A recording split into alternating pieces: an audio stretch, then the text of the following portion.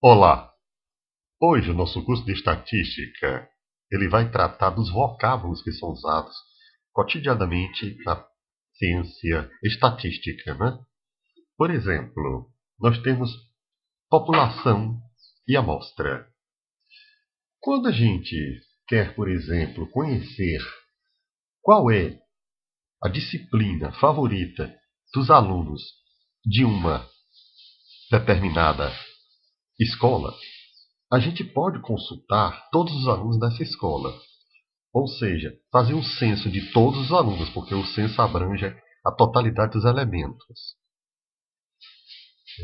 Entretanto, muitas vezes isso não é possível, né? Por exemplo, se a gente quer saber qual seria a intenção de voto de todas as pessoas que moram no estado do Rio de Janeiro para a eleição de governador, é muito difícil a gente entrevistar todo mundo, né? Então, como a gente não pode consultar todas as pessoas, todos os eleitores que constituem população, o universo estatístico. Portanto, população são todos os elementos que nós estamos visando, né? Bem, então o que a gente faz? A gente então pega a população e divide em uma parte.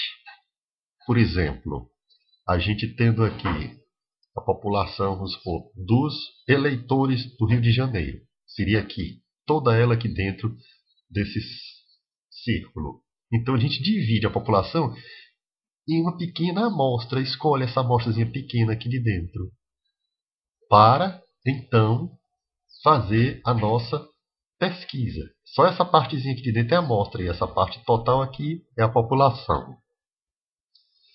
Então, por meio de técnicas estatísticas, né, a gente faz essa amostra com um grupo de eleitores, né?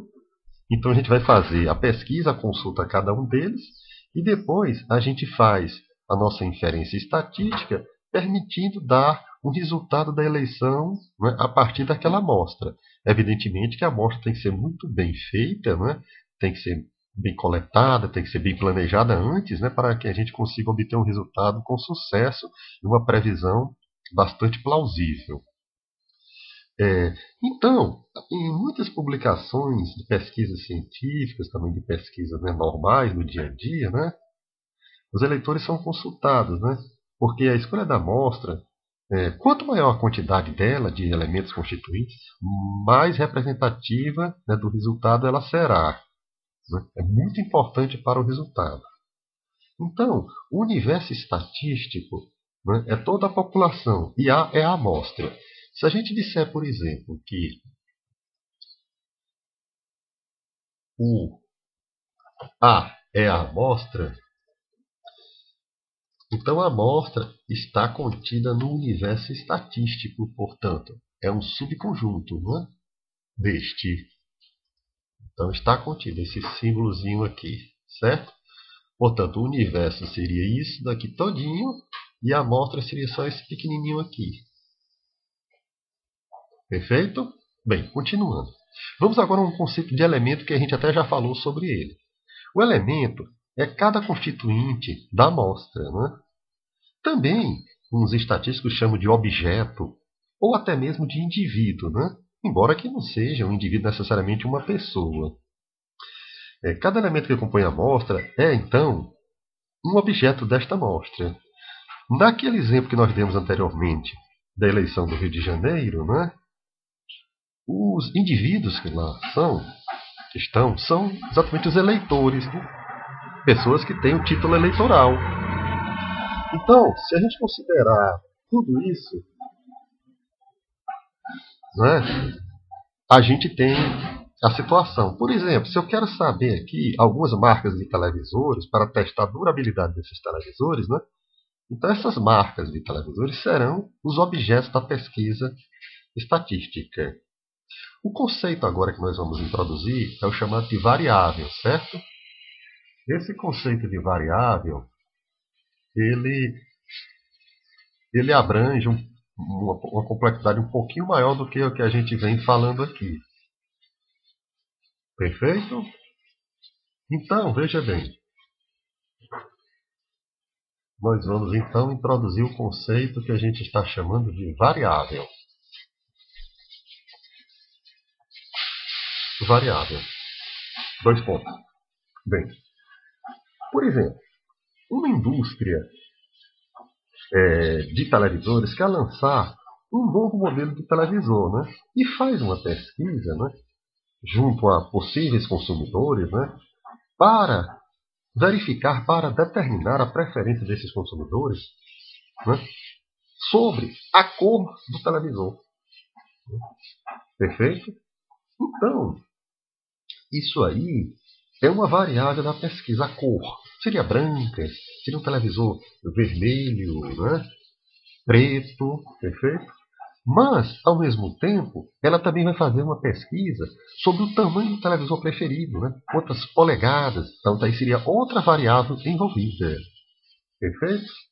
Então, essa escolha do tipo de televisor, né, ela pode ser, né, entre um televisor maior, um televisor menor, um televisor de uma cor mais clara, de uma cor mais escura. Né? Então, são valores ou realizações da própria variável, né? Tipo de televisor, certo? Bem, nós temos as variáveis e temos suas diferenças, certo? Nós temos as variáveis que nós dizemos qualitativas e as variáveis quantitativas, perfeito? Então vamos aqui exatamente tentar conceituá-las para vocês. Vamos lá. Variável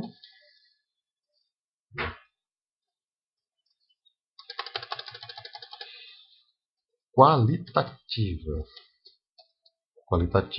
Por exemplo, em uma pesquisa que a gente faz, por exemplo, envolvendo pessoas, né, indivíduos, por exemplo, as variáveis que podemos considerar podem ser, por exemplo, cor do cabelo, não é? Time de futebol favorito, né?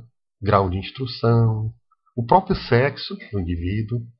Nesse caso, nós dizemos que a variável é do tipo qualitativa. Por quê? Porque apresenta como possível valor uma qualidade. É uma qualidade, não é um número em si. Ou seja, uma qualidade é um atributo, né, de cada indivíduo pesquisado. Perfeito? Além disso, né, a gente pode dizer que a variável qualitativa pode ser ordinal quando existe uma ordem de seus valores, ou nominal quando essa ordem não ocorre.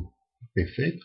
Então, a gente pode dizer aqui que ela pode ser ordinal ou, como temos a outra classificação, nominal. Vamos aqui dar um exemplo para vocês.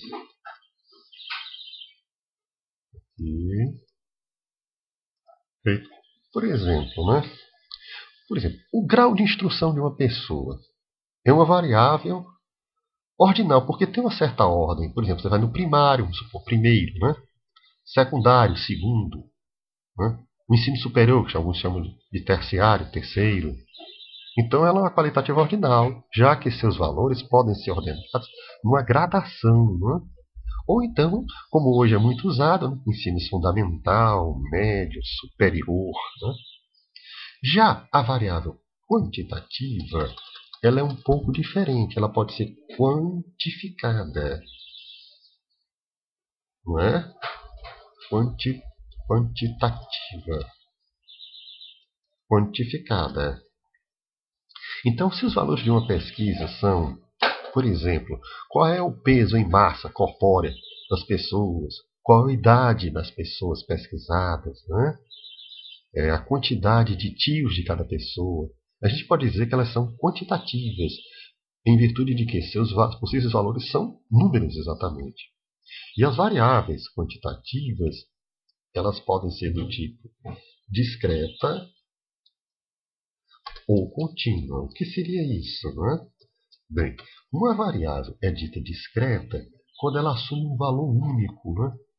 Você não tem condições de subdividi-la muitas vezes. Perfeito? Por exemplo, é normalmente fruto, uma variável discreta, do que nós chamamos de contagem. Não é? No dia a dia, contagem, certo? Então vamos ver aqui um exemplo, né? Se você vai contar o número de tios, certo, de uma pessoa, né? O número de sobrinhos de uma pessoa. Então, números basicamente inteiros. Então, é discreta. Em uma variável contínua, não. Ela pode ser subdividida, não é? Por exemplo, você vai ver a altura de uma pessoa. Você pode dizer, rapaz, você tem 1,70 m. Aí eu digo, não, você não tem 1,70 m, você talvez tenha 1,70m71. O outro pode dizer, não, você tem 1,70 m, 10, 20. Portanto, você nota que você pode ter ainda muitas subdivisões dentro daquele número. O peso, né? Você tem, não, eu tenho tanto, eu tenho 55 quilos. Não, você pode ter 55,3 e você arredondou para 55. Né? Já o número de tios, não, você vai dizer, eu tenho 2 tios, 3 tios, 4 tios, que é a discreta variável. Né? Então, nós temos todos esses conceitos aqui para vocês. Espero que vocês tenham compreendido, mas com o decorrer do nosso curso, a gente vai ter mais oportunidade de falar e de discorrer sobre esse assunto com mais vagar. Continue a gostar de nossa aula e, sobretudo, se inscrever em nosso canal.